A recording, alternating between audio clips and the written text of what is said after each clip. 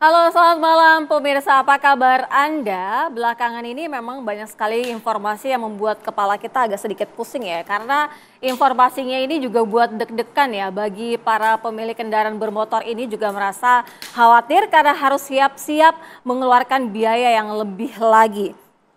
Di mana ada informasi bahwa pemungutan pajak baru ini naik hingga 66%.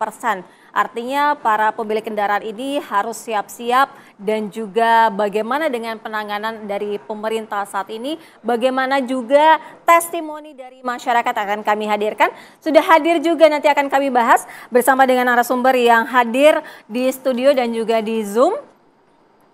Terlebih dahulu kami sapa yang melalui Zoom ada Bapak Wiyadi Wianto, anggota Komisi DPR, Komisi 12 DPR melalui Zoom. Selamat malam, Pak Wi. Malam, selamat malam. Siap, malam. Dengar suara saya? Dengar dengan jelas. Selanjutnya ada Mas Ajib Hamdani, analis kebijakan ekonomi Apindo. Selamat malam. Kemudian juga sudah hadir bersama kami Mas Yutinus Prastowo, pengamat kebijakan publik. Selamat malam. Nanti boleh digunakan mic-nya ya. Kemudian ada juga, kita akan mendengarkan bagaimana dengan pedagang mobil bekas. Sudah ada Mas Adityo Pratama. Selamat malam. Kita juga akan mengajak untuk memberikan testimoni. Ada Mas Brilian, mahasiswa dan juga karyawan swasta. Selamat malam. Sebelum kami hadirkan dialog hangat kami malam hari ini, kita saksikan informasi berikut ini. Setelah PPN untuk barang mewah naik 12% tahun depan, menjelang tutup tahun masyarakat dibuat heboh dengan dua pungutan tambahan pajak atau option, yaitu option pajak kendaraan bermotor dan biaya balik nama kendaraan bermotor yang ditetapkan sebesar 66% yang dihitung dari besaran pajak terutang mulai Januari 2025. Kebijakan ini berlaku sesuai amanat Undang-Undang Nomor 1 Tahun 2022 tentang hubungan keuangan pusat dan daerah. Salah satu tujuannya adalah untuk perluasan basis pajak. Dengan adanya penambahan option ini, pengguna kendaraan baru memiliki 7 komponen pajak yang harus dibayar. Sangat luar biasa dan sangat fantastik. Dalam arti kondisi pasar sangat sepi, boleh dilihat juga memang bahwa nggak ada pergerakan, seperti nggak ada pergerakan begitu. Untuk menghadapi tahun 2025 dipaksa untuk menerima pajak opsen sebesar 66%. Kemana kita harus bertanya dan berbicara kemana? Pasar sangat-sangat sepi, hampir bisa dibilang seperti kayak mati suri. Ada kenaikan baik dari kendaraan atau bahan-bahan pokok, itu pasti akan berdampak ke yang lainnya gitu. Kebijakan ini dinilai memicu pro dan kontra karena akan menambah beban yang ditanggung masyarakat. Benarkah?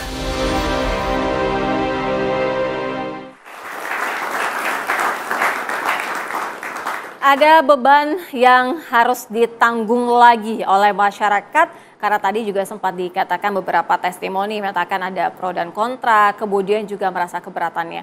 Kita langsung tanyakan saja kepada mahasiswa dan juga karyawan swasta, Mas Brilian. Mas Brilian mungkin bisa dijelaskan dan diceritakan sebenarnya saat ini kondisinya seperti apa dengan adanya biaya pemungutan pajak baru yang menjadi 66%.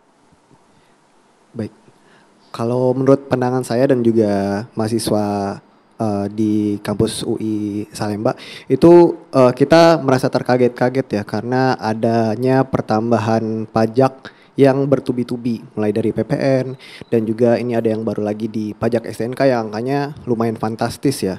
Itu di angka 66%. Saya juga sempat ngobrol sama Mas sebelumnya itu dari 2,9 juta itu 66% naik jadi sekitar 4,8 juta yang mana itu bukan naik lagi tapi itu loncat ya. Jadi kalau menurut pandangan saya itu pemerintah terkesan terlalu terburu-buru dan menurut saya itu terlalu banyak membebankan tambahan-tambahan biaya-biaya yang baru kepada masyarakat.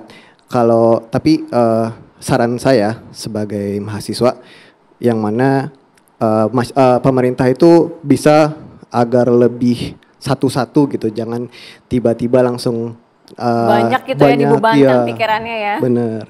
Artinya begini, harus bersiap-siap juga, tapi artinya akan seperti apa untuk kedepannya dari pendapatan, kemudian mempersiapkan dari pemungutan pajak baru ini yang 66%? Yang pasti kita mungkin menyisihkan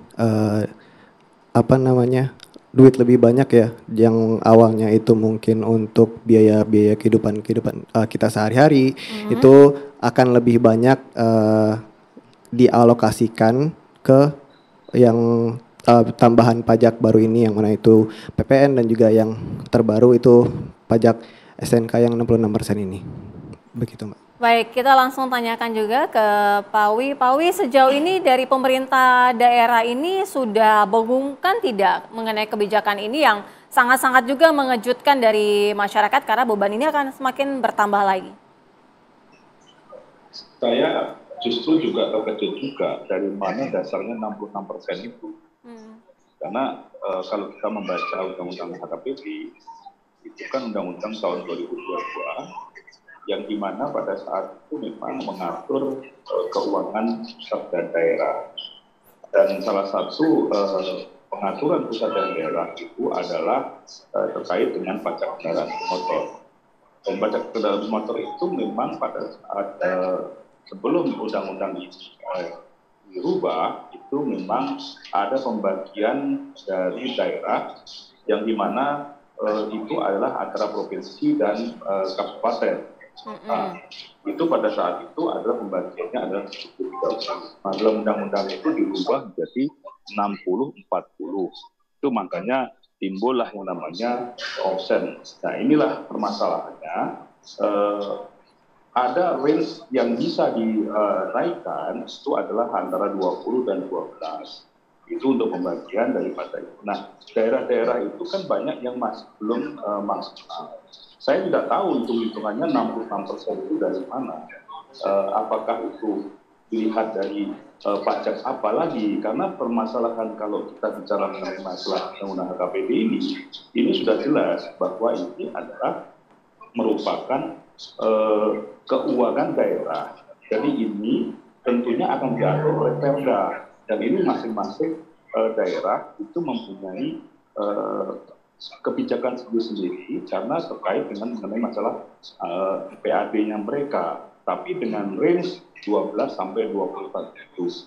Nah, perlu kami sampaikan juga bahwa untuk DKI itu tidak ada, karena DKI itu tidak ada kabupatennya. Nah, ini saya kira ini misinformasi yang diberikan kepada masyarakat ini sampai sedemikian rupa sehingga muncul angka 66%. Dan 66% itu mana saja? Saya juga mendengarkan ini, saya juga bingung juga 66%-nya mana saja. Karena bagaimanapun juga kami ini sebagai wakil rakyat tentunya juga mesti membayar juga pajak kendaraan, gitu kan? Dan tentunya kami juga melihat bahwa kenaikan itu tentunya juga tidak hanya membebani rakyat, tapi kita semuanya juga dibebani oleh rakyat. Tapi kami melihat tidak pernah ada hal-hal yang kenaikan-kenaikan yang seakan-akan sangat fantastis itu. Jadi cobalah kita lihat bahwa ini semuanya adalah masing-masing dari kebijakan daripada daerah masing-masing, dan itu akan ditentukan oleh Perdanya. Dan ini tidak ada kaitannya dengan pemerintah pusat, karena ini pengaturannya murni adalah di PAD daripada daerah. Gitu kan. Jadi ini jangan dikaitkan ini seakan-akan kebijakan dari pemerintah pusat, tapi aturan daripada Undang-Undang HKPD tahun 2022 memang betul sudah ada pengaturan. Jadi itu saya kira informasi yang jelas saya sampaikan. Baik, kalau dari Mas Justinus sendiri sebenarnya ini angka 66% itu dari mana ya bisa sampai naik 66%?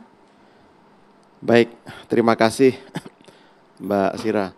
Selamat malam Pak Wihadi.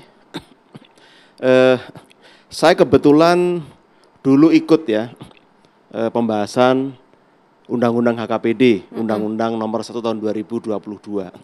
Jadi saya mau cerita latar belakangnya. Ini kayaknya banyak simpang siur, banyak ketidakjelasan karena mungkin publik terbawa ini nih, shock dulu ya, demam PPN dulu ya. 12%.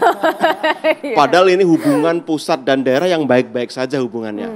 Nah, saya mau jelaskan begini.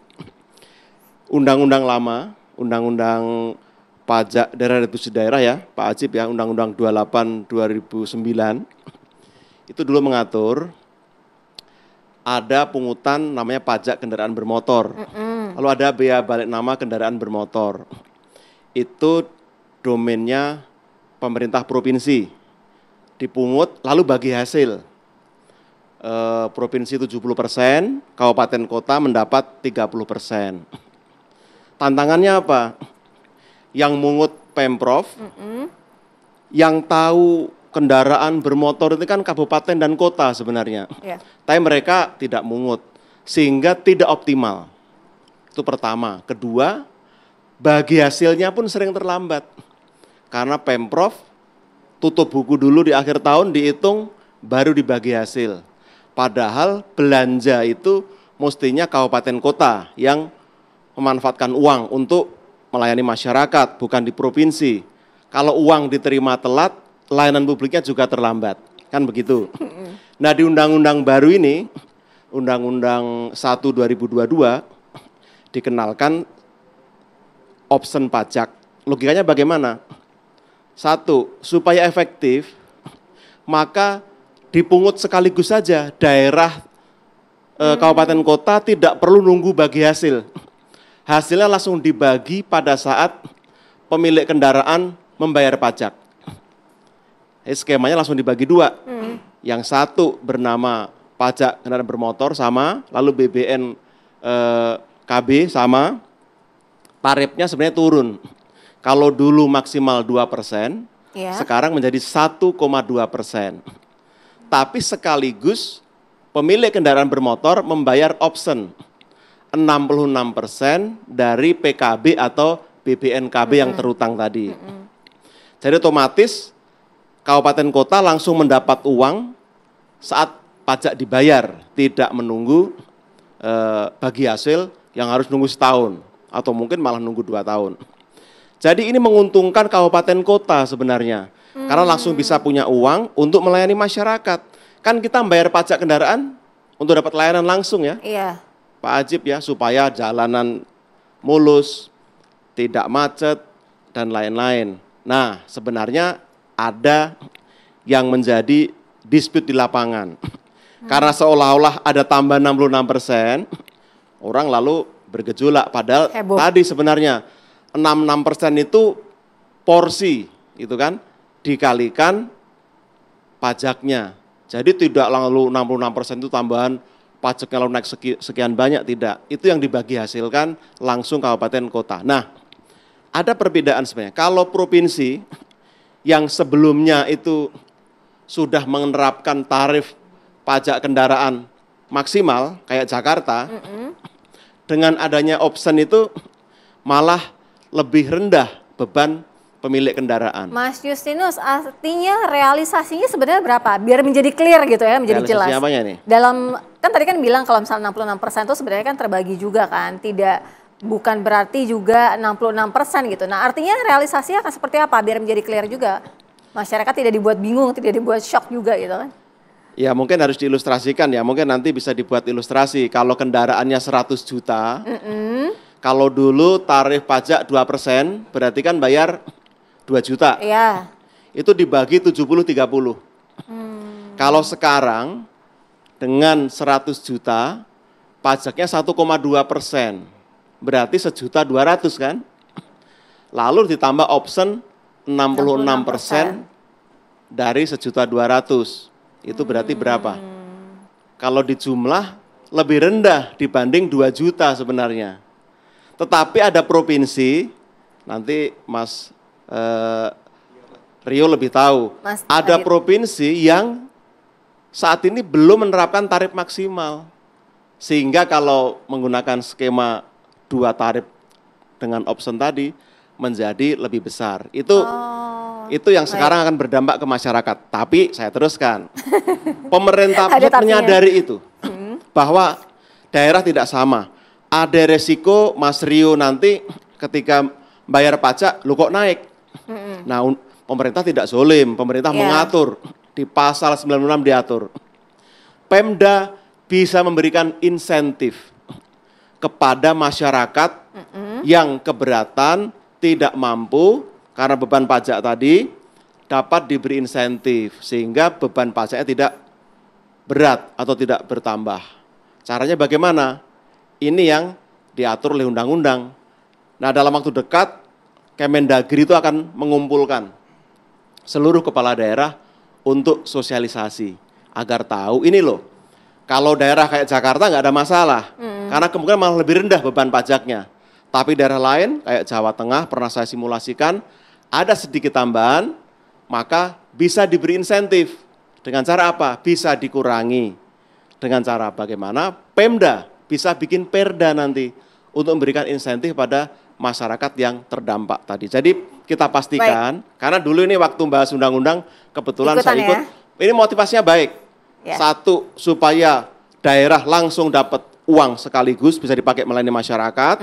Kedua, atas potensi beban diberi dukungan insentif sehingga tidak memberatkan masyarakat.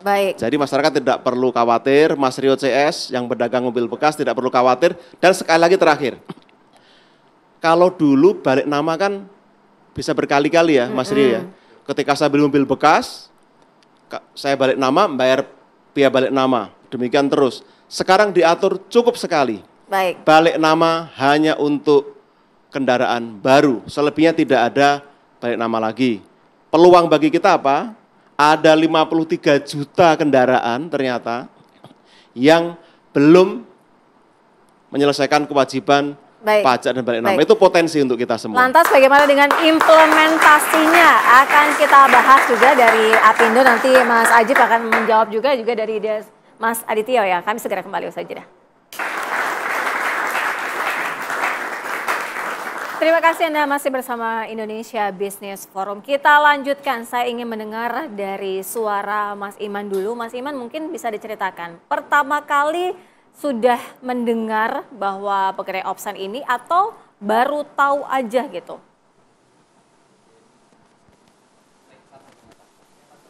Langsung saja Mas Imam.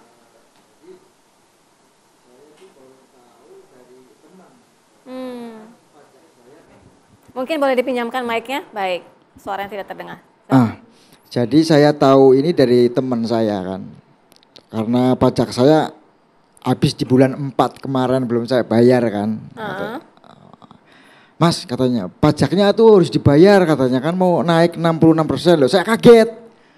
Lah saya hitung-hitung dari 2.932.000 lah kok naiknya segini gitu kan. Makanya saya bilang sama istri saya, udah Bu, nanti habis gajian langsung bayar pajak aja katanya. Daripada nanti nunggu 2025 kan harus.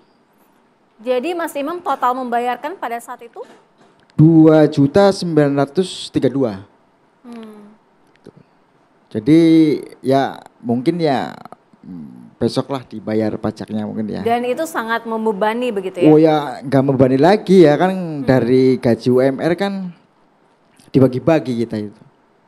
Jadi ya sangat berat lah, bagi saya itu sangat berat ya. Nggak, kayak bisa nggak jadi ya bisa dijual lagi nih mobil. Gitu. Pekerjaan sehari-hari Mas Imam? Saya ini operator. Operator alat berat itu kan.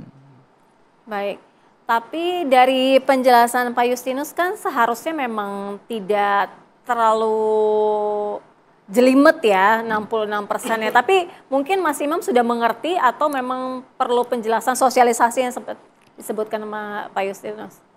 Kayaknya ya cukup mengerti bagi saya ya, cukup mengerti. Udah agak sedikit mudeng lah begitu kan maksud penjelasan ini kan.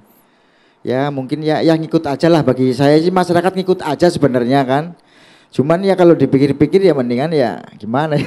Iya, cuma karena merasakan langsung ya bahwa itu sudah merasakan adanya kenaikan dan juga harus membayar dengan nominal sekian agak memberatkan ya. Iya. Kita tanyakan juga ke Mas Adityo. Mas Adityo mengenai pedagang ataupun penjual mobil bekas ya. Artinya ini berdampak langsung tidak? Oke, thank you ya Mbak Sera. Saya sebagai pedagang mobil bekas mungkin ini menjadi ketakutan untuk masyarakat yang ingin upgrade mobil yang sudah 10 tahun atau 15 tahun ke belakang. Jadi dia ada yang biasa ada yang telat pajak, Pak. Pak Justinus sama Mbak Sera. telat pajak, jadi dia dengan jual mobil itu dengan harga yang lebih tinggi di atas pasaran. Ya kan, sekarang kan ada saingan saya nih ya, ada kayak OLX yang serba online, yang datang ke rumah ngecek gitu kan. Nah itu kan semua kita beli mobil mereka itu bayar pajak panjang. Nah jadi ketakutan mereka itu yang ingin menjual mobil ke saya, kenapa saya nggak jual aja dengan keadaan pajak mati, toh pajaknya lebih besar yang harus saya keluarkan. Nah mungkin harus ada penyuluhan lebih lanjut lagi, yang tadi Pak Justinus bilang itu nggak terlalu besar sebenarnya. Cara menghitung dan mungkin pengertiannya yang agak meleset sampai 66%. Jadinya memang pajak itu ditanggung oleh pemilik mobil, kendaraan. Dan saya pun sebagai penjual mobil second, kalau ngejual kita ke konsumen lagi, pasti kan konsumen nggak mungkin mau pajaknya mati. Nah, mau nggak mau saya yang harus membayar pajak tersebut. Terima kasih Pak Justinus penjelasannya. Jadi karena ternyata tadi Pak Justinus menjelaskan ya, sebenarnya turun juga tidak memberatkan ya sebenarnya. Tapi ada juga yang mengatakan sangat memberatkan. Saya sempat bulan ini saya sempat membeli mobil customer dan saya cadangin. Nah takutnya dengan harga sudah tinggi saya beli ke customer, nah terus pajaknya saya harus nombok. Artinya berpengaruh dong terhadap penjualan beli mobil ini? Untuk sekarang sih belum berpengaruh, karena kan belum benar-benar pajaknya harus kita bayar di tahun depan. Karena stok mobil yang saya punya sekarang juga kan harus bayar di tahun depan. Nah itu harus baru berpengaruh terhadap penjual dan pembeli mobil secondnya. Gitu. Kalau ini ada penyuluhan lebih lanjut dengan perhitungan pajaknya seperti apa yang tidak mungkin terlalu tinggi gitu kan. Customer juga pasti, oh iya saya harus jual mobil saya dengan keadaan pajak hidup atau mobil kajian pajak mati dikurang pajaknya gitu. Saya bisa beli mobil customer tersebut karena kan saya harus jual mobil tersebut dengan keadaan pajak panjang. Iya. Nggak mungkin saya jual mobil sekarang pajaknya mati di Januari gitu. Baik. Itu setahun. Kalau misalnya dari Apindo sendiri, Mas Ajib melihatnya mengenai kebijakan ini? Ya, begini Mbak Sera, kalau boleh saya sedikit tarik ke sedikit makro. Jadi begini, memang option pajak ini adalah sebuah produk dari Undang-Undang Nomor 1 Tahun 2022 yang tadi disampaikan oleh Mas Prastowo dengan sangat komprehensif, dan ini sebuah transformasi dari undang-undang sebelumnya yang namanya Undang-Undang 28 tahun 2009 namanya PDRD, Pajak Daerah dan Retribusi Daerah. Karena izin lapor Mas Pras, karena kita waktu memberikan masukan-masukan juga. Masukan kita ini juga termasuk ke DPR Pak Dewan. Jadi izin kalau undang-undang itulah kesepakatan pemerintah dan DPR RI. Tapi poinnya begini Mbak Sera, teman-teman pengusaha memotret bahwa problem di daerah itu paling tidak ada 4 hal. Ini harus dicermati dalam konteks government officer-nya ya, dalam konteks pemerintahnya. Pertama, itu berbicara masalah SDM, sumber daya manusianya. Beda dengan pajak pusat, ini kan pajak daerah ini adalah dalam rangka penguatan fiskal daerah sebenarnya. Jadi bagaimana mekanisme peraturan, pemungutan dan administrasinya ada di daerah. DPR tingkat 2 ataupun tingkat 1 untuk provinsi DKI dan DIY waktu itu. Nah, tetapi SDM-nya beda dengan pusat. Karena SDM di teman-teman di Pemda tingkat 2 katakan, mereka itu banyak sekali dinas nih. Ada yang tadinya dinas di Badan Penerimaan Daerah, Bapenda, kemudian dia pindah ke Dinas Pertamanan, kemudian Dinas Pemakaman dan lain-lain. Karena memang sirkulasinya adalah seperti itu. Sehingga terkadang dari si SDM yang mengurus perpajakannya cenderung masih perlu diupgrade, itu yang pertama. Yang kedua berbicara masalah database. Karena database di daerah akan berbeda sekali dengan di pusat.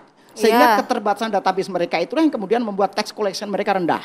Yang ketiga regulasi, ini yang penting dan ada hubungannya dengan Undang-Undang Nomor 1 Tahun 2022. Regulasi di Undang-Undang HKPD yang ada di daerah pun sebenarnya nggak lengkap. Karena sebagian pengaturan perpajakan masih menginduk juga di Undang-Undang Pusat. Misalnya berbicara masalah pemeriksaan, penagihan, dan lain-lain. Sehingga menjadi complicated nih teman-teman di daerah ketika membuat aturan. Perda, dikeluarkan kesepakatan antara pemerintah daerah, Pemkot, Pemkap ataupun Pemprov dengan DPRD misalnya. Kemudian dari Perda itu turunannya nanti masih ada Perwal, Perbub atau Perprov, banyak sekali turunannya. Jadi semakin complicated jadi semakin nggak menarik. Karena dari kajian OECD mungkin nanti Mas Pras bisa meluruskan, kajian dari OECD itu semakin complicated pajaknya, tingkat compliance-nya makin rendah. Tadi buktinya Mas Iman juga nyampaikan kan, oh simple sekian, udah bayar sekarang aja deh, daripada nanti belum jelas gitu. Nah artinya semakin komplikasi di lapangan tentang peraturan, itu compliance-nya makin rendah. Yang keempat yang tidak kalah pentingnya adalah berbicara masalah memang literasi perpajakan masyarakat Indonesia masih cenderung kurang dan perlu diedukasi. Ini yang menjadi tidak mudah, ini menjadi tanggung jawab siapa nih? Apakah tanggung jawab pemerintah? Apa tanggung jawab seluruh masyarakat? Ibaratnya gini deh, analogi, kita naik motor nih, nggak pakai helm. Kita ketangkep polisi, bisa nggak kita, Pak jangan ditilang dong, karena saya nggak tahu naik motor harus pakai helm. Nggak bisa. Kita tahu atau nggak tahu, dianggap tahu atau aturan itu. Nah, memang kemudian kalau konteksnya pajak PKB, kendaraan bermotor memang agak enak, karena ini adalah namanya tax, perpajakan dari pemerintah. Jadi maksudnya bukan dari penghitungan wajib pajak. Memang ini akan dihitung oleh pemerintah, yuk bayar pajak sekian. Official assessment. Nah ini Pak Pras ini dari zaman kuliah kerja ini mentor saya Pak Mas Pras ini. Jadi ini official assessment. Jadi memang lebih enak. Tetapi yang nggak enaknya ketika bayarnya itu Mas Pras. Kira-kira begitu. Jadi masukan dari dunia usaha adalah bagaimana. Karena sekali lagi ketika kemudian pemerintah salah membuat formulasi hitung-hitungan pajak, risikonya dua. Kalau yang dirugikan adalah penerimaan negaranya, penerimaan daerahnya seperti tadi Mas Pras sampaikan. Di DKI cenderung turun. Nanti ketahanan fiskalnya daerah yang akan turun. Tapi sisi yang lain, daerah-daerah selain DKI, Mas Pras, ketika yang tadinya pajaknya masih rendah kemudian naik karena ada option pajak, maka risikonya adalah daya beli masyarakat yang akan terus mengalami tekanan luar biasa. Nah jadi itu berdampak lagi pada perekonomian Indonesia sangat, lagi kan? Sangat, karena kita memasuki tahun 2025 dengan kondisi ekonomi yang kurang baik-baik saja. Ketika bahkan ditambah dengan tadi Mas Pras menyampaikan PPN 12%, itu kado yang tidak ideal di awal tahun buat dunia usaha maupun buat masyarakat luas. Tapi bagaimanapun harus kita lakukan dengan segala keterbatasan yang ada. Nanti usai jeda kita akan dalami tadi ya mengenai dua resiko itu ya. Kami segera kembali usai jeda. Ya memberatkan sih Bu. Boleh naik gitu, tapi ya jangan 60% gitu Bu. Berapa gitu. Ya kalau buat masyarakat kita ya pengguna taksi online atau taksi-taksi ini kan ya kasihan gitu Bu. Ya jelas berat sih. Kalau saya ya biasanya sih yang biasanya aja agak berat. Soalnya pertama ngurusnya agak ribet, terus pakai ditambah segala gitu. Ya 66% kan besar sekali. Saya sih kurang paham cara menghitungnya. Cuman ya kalau kita sebagai pedagang kaki lima maunya sih ibaratnya apa ya? Nggak usah ada kenaikan lah. Biar kita juga bisa ya mencari makan untuk kehidupan sehari-hari.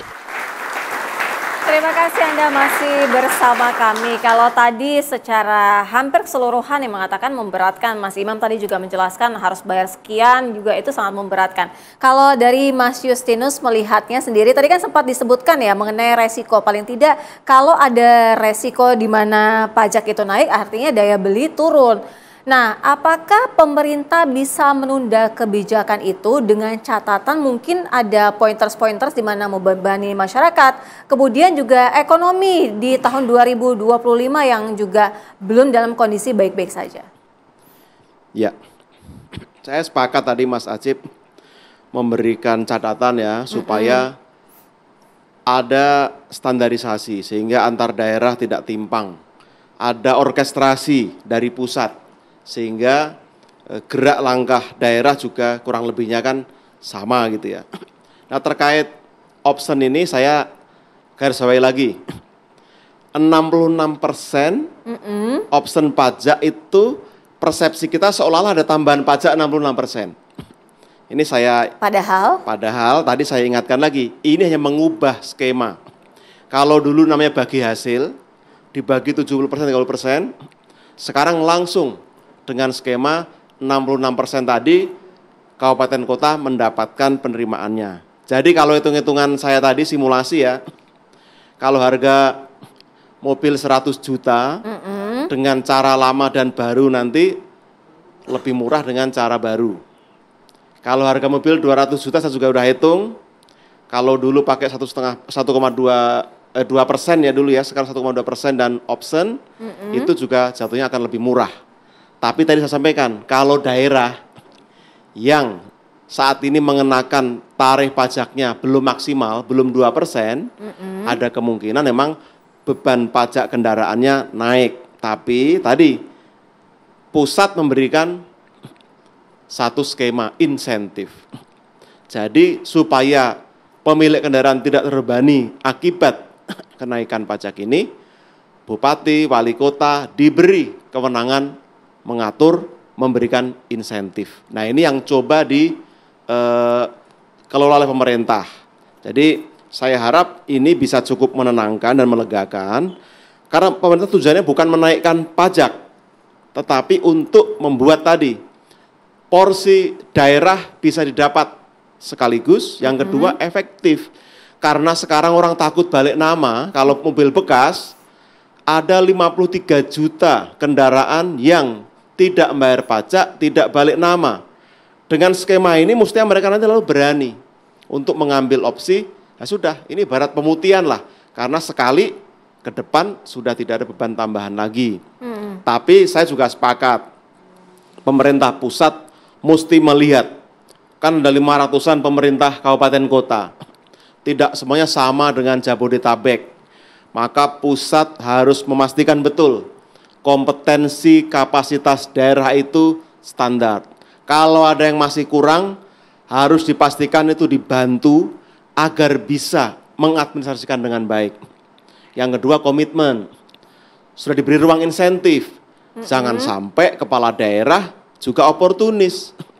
Pragmatis. Wah, saya tidak mau kekurangan penerimaan pajak, maka saya tidak mau kasih insentif. Nah, ini mesti ada standar yang jelas juga dari pusat, ada pedoman, sehingga para kepala daerah berani ngambil keputusan dan yang menguntungkan masyarakat. Itu saya rasa penting. Nah, catatan berikutnya memang pungutan. Saya sepakat, Indonesia ini negara yang terlalu banyak jenis pungutan. Perintilan kecil-kecil banyak. Macam-macam banget ya. Retribusi ini itu, pajak daerah ini itu, lalu pusat dan sebagainya. Yeah. Ini mungkin saat yang tepat supaya publik tidak bingung, tidak rancu, dan simpel tadi. Rasanya ini saat yang tepat, yuk kita kodifikasi lagi, kita sederhanakan, supaya orang itu tidak perlu mengingat-ingat banyak jenis pajak, nanti ada yang kelupaan, yang terlewat, sederhanakan, kurangi jumlahnya.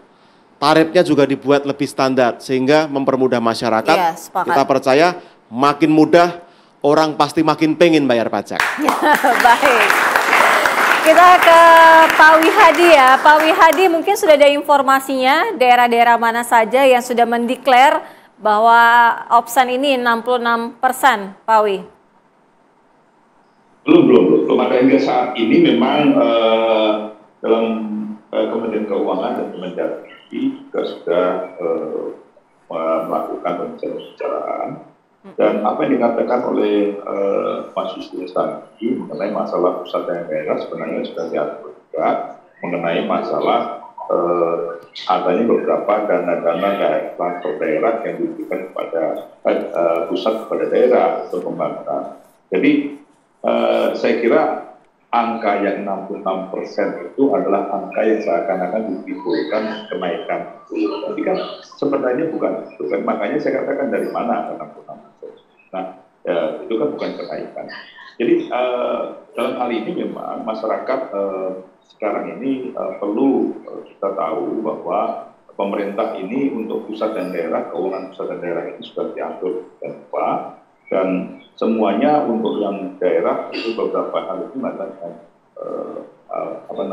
dengan perda-perda yang dipersiapkan. Nah, perlu kami sampaikan juga bahwa saat ini tentunya concern kepada pemerintah pusat, kepada daerah itu adalah bagaimana untuk tetap menciptakan situasi daripada keuangan daerah itu tetap berjalan. Dan mungkin ada beberapa daerah tadi yang dikatakan daerah-daerah mana aja, ini daerah-daerah itu memang sedang ada pembicaraan dan beberapa daerah memang banyak yang memang tidak menaikkan 22% sampai saat masih 22%. Nah inilah saya kira sebenarnya saya dari awal katakan ini misinformasi saja yang dibuat karena memang cukup sensasional kan, setelah 12% kemudian 6%. Jadi ini Makanya saya katakan bahwa ini adalah bukan kewenangan daripada pemerintah pusat, tapi ini adalah pajak daerah yang memang menjadi bagi hasil antara provinsi dan kabupaten. Dan ini tetap akan menjadi concern kita, walaupun memang ini adalah daerah, tetapi bukan merupakan peraturan yang memang kita persiapkan untuk seluruh rakyat 66%. Jadi apa yang disampaikan oleh Pak Justinus tadi sudah clear sebenarnya dengan apa yang menjadi concern kepada kita semua. Jadi saya terus terang aja juga melihat ini agak siapa sih yang membuat isu ini seakan-akan 66% itu naik semuanya gitu kan. Ini kan membuat kita ini jadinya kan stres sendiri gitu ya, kaget ya. Ini mau ngambil duit semua gitu loh. Padahal nggak begitu gitu loh. Jadi ini kan semuanya seakan-akan dikipasin aja ini. Wah ini pemerintah ini udah mau ngambil uang aja gitu kan. Nggak gitu. Ada semuanya bahwa kita memang tetap memperhatikan dan insentif itu kepada daerah itu banyak sekali. Kita ada DAU, ada DAK, kemudian juga ada DBH, dan itu kita berikan kepada daerah. Dan ini adalah untuk kesejahteraan daerah, dan kita untuk apa yang disangkutkan mengenai masalah daya beli masyarakat dan insentif kepada kepala daerah itu tetap kita berikan. Dan juga jangan lupa bahwa kita pusat juga sudah memberikan satu stimulus untuk kenaikan pajak yang 12% itu kita berikan juga untuk bagaimana tetap terjaga daya beli masyarakat ini ke bawah. Jadi kita menginginkan bahwa menengah bawah ini masyarakat menengah bawah ini tetap terjaga daya belinya, dan kita melihat juga pemerintah ini tetap ingin menjaga kondisi perekonomian yang baik. Iya. Mas Adityo, tadi kita sudah sama-sama mendengarkan dari Mas Justinus, melegakan tidak bahwa ternyata dengan kebijakan baru ini tidak sebesar yang sebelumnya, artinya lebih rendah sebenarnya? Kalau untuk saya sih cukup melegakan dengan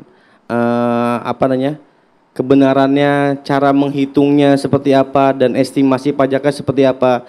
Jadi mungkin untuk masyarakat itu nggak ada keraguan lagi untuk ada istilahnya tahun baru mobil baru, Pak. Gitu kan.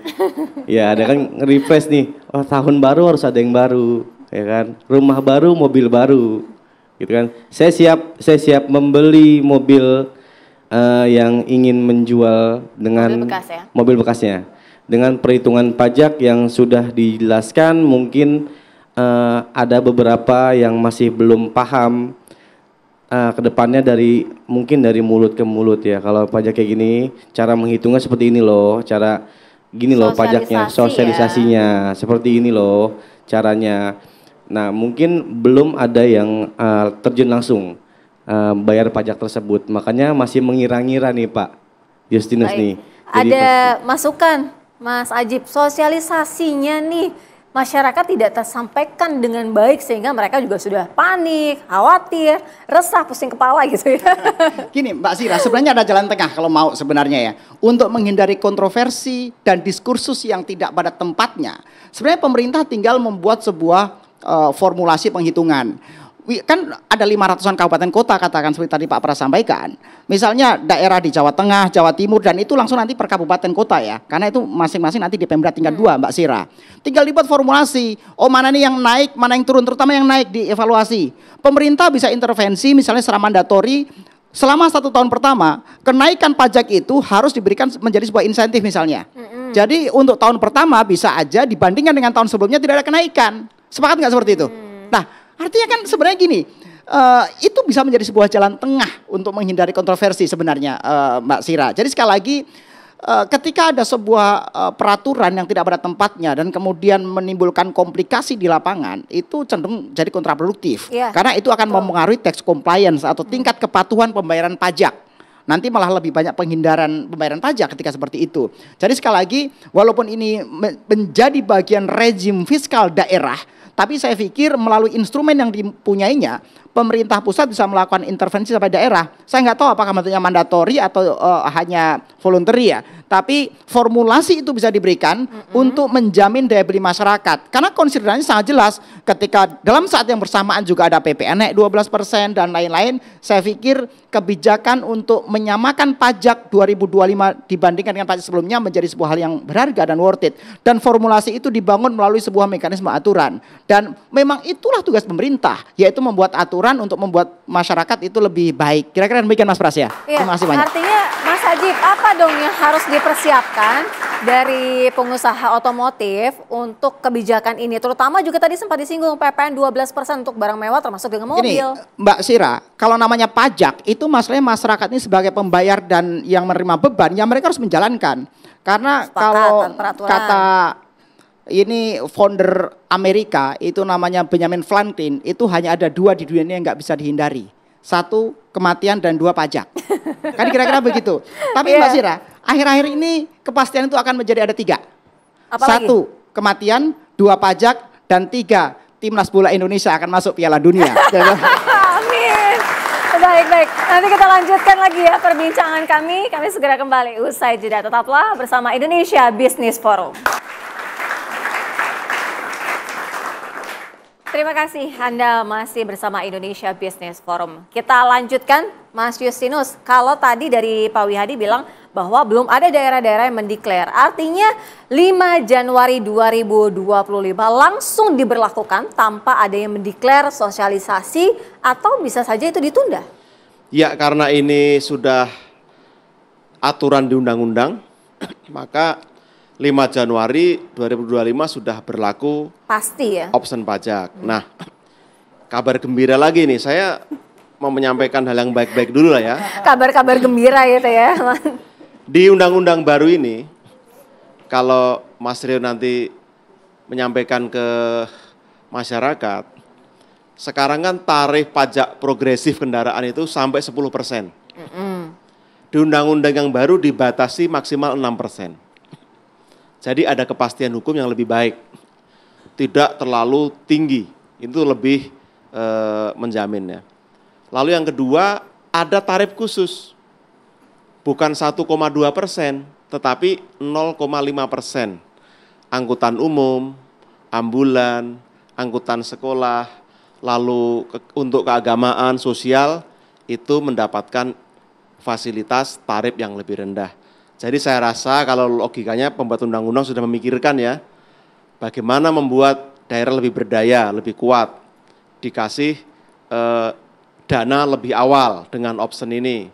Lalu juga dipastikan kalau dikumpulkan dulu baru bagi hasil, khawatirnya selain lama nanti ada macam-macam yang membuat tidak diterima sepenuhnya. Nah sekarang lebih baik, tapi lagi-lagi saya berharap sosialisasi dilakukan dengan baik. Pemerintah pusat dan daerah bergandengan, sampaikan ke publik secara luas, simulasinya seperti apa, prosedurnya seperti apa, gandeng para pelaku usaha yang terkait, karena mereka lebih dipercaya kalau ngomong, karena dasarnya adalah fakta lapangan. Nah saya informasikan pada masyarakat, ini informasi kalau ingin melihat aturannya seperti apa, tanya jawab, cara penghitungannya sudah ada di website djpk.kemenkeu.go.id. Itu bisa diakses gratis dan ada simulasinya. Semoga membantu dan tahun depan tadi, tahun baru, mobil baru. Terima kasih. Diaminkan nggak? Diaminkan ya. Kalau Mas Hajib, closing statement Mas. Oke, ini yang sangat penting digarisbawahi oleh teman-teman dari government officer Mbak Sira, bahwa prinsip dari pajak itu utamanya ada 2. Satu sebagai fungsi budgeter, yaitu fungsi untuk mengumpulkan uang buat negara dalam konteks APBN atau APBD untuk daerah. Karena kalau tadi Mas Pras sampaikan di DKI Jakarta luar biasa, dari 3.500 triliun PDRB-nya DKI Jakarta, itu PAD-nya nggak kurang dari 70 triliun. Artinya ini memang menjadi fungsi budgeter. Tapi fungsi yang kedua yang tidak kalah pentingnya adalah fiskal bisa menjadi instrumen untuk reguleran atau pengatur ekonomi. Sehingga bagaimana seharusnya kebijakan-kebijakan fiskal yang didorong itu justru bisa menopang daya beli masyarakat dan bisa menjadi faktor pendorong pertumbuhan ekonomi. Harapan kita, pemerintah pusat turun melalui instrumen insentifnya agar membuat bantalan di mana di tahun 2025 ini jangan dulu ada kenaikan pajak yang dibayar secara total oleh teman-teman wajib pajak. Sehingga ada simulasi yang perlu dihitung dan ada insentif di masing-masing daerah yang bersifat customizing sesuai dengan kebutuhan masing-masing daerah. Tapi utamanya adalah bagaimana memaknai pajak sebagai instrumen pengatur ekonomi di daerah. Demikian Mbak Sera. Baik. Kita juga dengarkan dari Mas Adit, ada yang ingin disampaikan? Mungkin kalau untuk saya pelaku usaha, lebih banyak sosialisasi seperti ini, gitu kan. Jadi agar tidak beredar isu-isu yang kayak bikin kaget gitu ya? Bikin kaget gitu loh Pak. Kayak jadi pajak dari 2 juta jadi saya harus bayar 4 juta gitu kan. Saya juga mendingan saya jual mobil, saya ganti motor. Gitu kan? Iya. Karena itu bukannya naik ya kan, berkali-kali lipat, mungkin 100 kali lipatnya. Saran saya acara TV One seperti ini mungkin akan lebih banyak lagi penyuluhan ke warga-warga, lebih ke daerah, agar lebih paham dan tidak rancu nih lebih Mbak jelas, Sarah, lebih baik, jelas. Terima kasih. Kita dengarkan dari Pak Wihadi. Pak Wihadi, apa yang menjadi conclusion ataupun closing statement Pak Wihadi? Ya, saya kira masalah pajak 66% kenaikan ini janganlah pakai sebagai bahan bahwa pemerintah itu tidak memikirkan rakyatnya. Jadi dalam hal ini pemerintah itu selalu menjaga ekonomi rakyat ini berjalan dengan baik dan juga baik secara penerimaan maupun anggaran, fiskal dan pajak dan segala macam itu terjaga dengan baik. Dan tentunya undang-undang ini dibuat adalah untuk keseimbangan bersama pemerintah daerah dan pemerintah pusat.